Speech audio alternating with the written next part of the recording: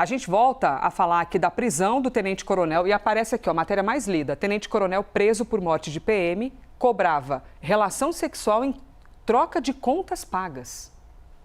Coronel Geraldo Rosa Neto foi preso acusado pela morte da esposa Gisele Alves. O policial vai responder por feminicídio e está no presídio militar Romão Gomes. Sobre este assunto, a gente conversa agora com o advogado da família da vítima, Miguel Silva. E Renan Fiuza comigo aqui em tela para participar dessa entrevista. Miguel, obrigada por vir. O senhor está nessa conexão com a família da vítima, então eu estendo aqui os meus sentimentos para o senhor repassar, por favor, a família da vítima, porque é uma atonicidade, uma atordoação, né? Você ter de lidar com um parente que não vai voltar mais. Como é que vocês estão lidando com isso? E quais são os argumentos de vocês para considerar que o marido, sim, foi o responsável pelo crime? Bom dia, é um prazer falar com vocês.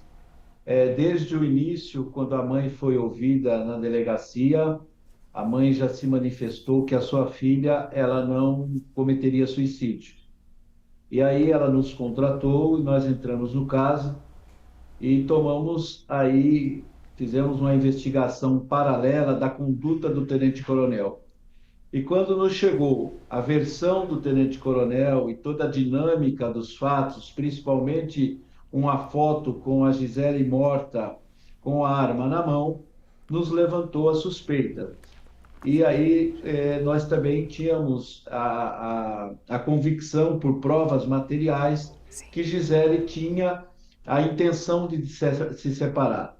Tanto é verdade que Gisele acionou o pai para buscá-la e o tenente-coronel fez uma pressão psicológica, porque, na verdade, Gisele era uma refém psicológica do tenente-coronel e ela acabou dando a oportunidade de conversar com ele. Neste interim, a menina, que é fruto de um outro relacionamento, a filha da Gisele, que vivia com ela, retorna ao lar dos avós e fala para os avós e para o pai biológico, que não gostaria de retornar mais à casa onde a mamãe vivia, porque a sua mãe estava sofrendo muito. E tudo isso, com outras informações, nós tínhamos convicção de que Gisele não cometeria suicídio, embora ele negasse. Toda a dinâmica, toda a conduta do tenente-coronel e toda a situação que ele tinha um histórico abusivo, nos levou a sempre trabalhar com a possibilidade, inclusive, da prisão preventiva dele. Renan Fiuza, por favor. Doutor Miguel, obrigado por estar conosco aliás, muito obrigado por atender sempre os meus telefonemas e as mensagens nesses últimos dias. Doutor, a pergunta que eu tenho ao senhor, diante desses fatos relatados agora, desse relacionamento abusivo, das trocas de mensagens, de tudo que foi incorporado no inquérito policial, também no inquérito final dessa investigação, dessa reviravolta que a gente acompanhou, eu pergunto ao senhor, ontem estive na coletiva de imprensa, estavam presentes Polícia Civil, policiais militares, né, da Corregedoria, e eles disseram que não há possibilidade desse crime ter sido premeditado, e sim um crime que teria ocorrido sob o calor da emoção. Eu pergunto ao senhor, as mensagens, né, que tivemos acesso e que acompanhamos, divulgamos aqui na CNN, mostram uma relação completamente abusiva, no qual, inclusive, o tenente-coronel se portava como um ser superior. Eu pergunto ao senhor, apesar da negativa de que esse crime poderia ter sido premeditado, o senhor acredita nessa veracidade ou há possibilidade de uma premeditação nesse crime? Eu chamo isso, eu até peço perdão, às vezes, por não atender com a celeridade a imprensa, em função de toda a dinâmica desse caso, mas agradeço a oportunidade.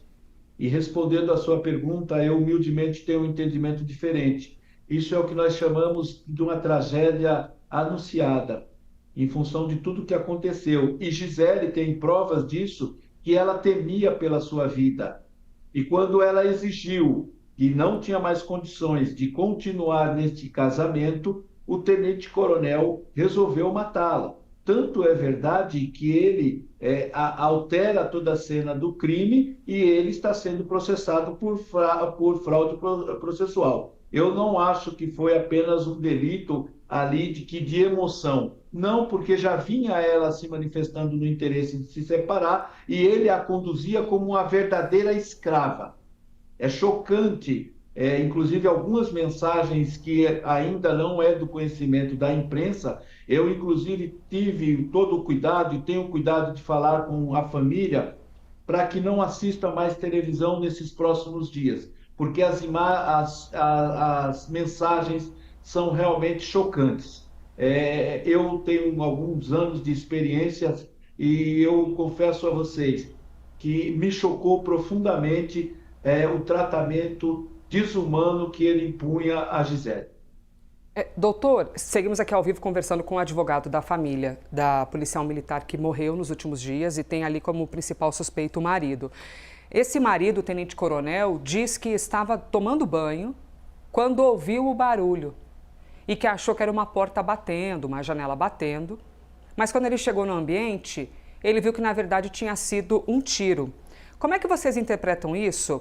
Visto que a gente sabe que quem é um profissional de qualquer setor tem uma sensibilidade muito apurada para, por exemplo, ruídos. E ele é um policial, ele sabe muito bem diferenciar o barulho de um tiro de quaisquer outros barulhos, ou pelo menos a gente imagina que saiba.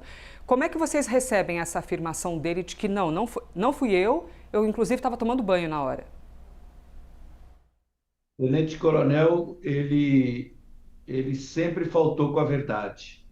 É inadmissível um oficial superior da Polícia Militar, atirador profissional, instrutor de tiro, confundir a batida de uma porta com o disparo de uma arma de fogo.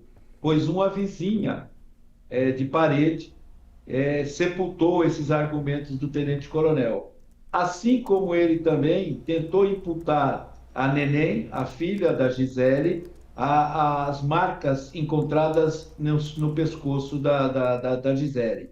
E depois ele mudou a versão, dizendo que a Gisele premeditou o suicídio e colocou aquelas marcas no seu próprio corpo, seu próprio pescoço, para incriminá-lo. Por fim, ele vem com a terceira versão. Ele diz que este advogado, fui até o IML ou mandei alguma pessoa no IML deixar as marcas na Gisele. Disse que o senhor foi até o IML para deixar as marcas. Sim, então, o advogado afirmando isso para a gente aqui ao vivo. Renan Fiuza. Doutor Miguel, como o senhor, diante desse caso, né, e do que o senhor nos traz, descreveria o tenente-coronel?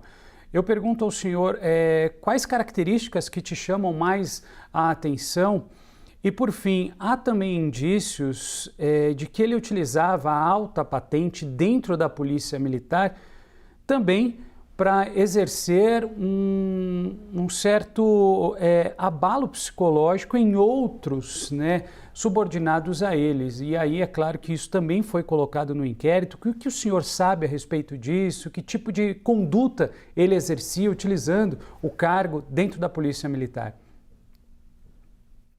Ele era um verdadeiro déspota, um abusador. Tanto é verdade que eu falo isso com fundamento, porque existe uma ação transitada em julgada na Fazenda Pública, onde uma policial corajosamente o denuncia por esses abusos, e o Estado, porque aí o Estado que é responsável pelos seus servidores, o Estado é condenado a pagar uma indenização de danos morais a essa policial que sofreu toda a pressão do mundo, e nós temos diversos relatos de pessoas que foram submetidas a esse tratamento desumano. Inclusive, há relatos de policiais que foram privados em patrulhamentos de fazer alimentação. Conversamos com o Miguel Silva, advogado da família da policial militar Gisele Santana. Doutor, disse no começo, reitero, estenda, por favor, os nossos sentimentos à família, à filha, aos amigos que têm de lidar agora com essa barbárie, que é você se despedir de alguém e ainda mais um crime sendo tão questionado. Muito obrigada, doutor. Foi um prazer, estou sempre à disposição. Muito obrigada. Renan Fiuza, valeu pela parceria, tá?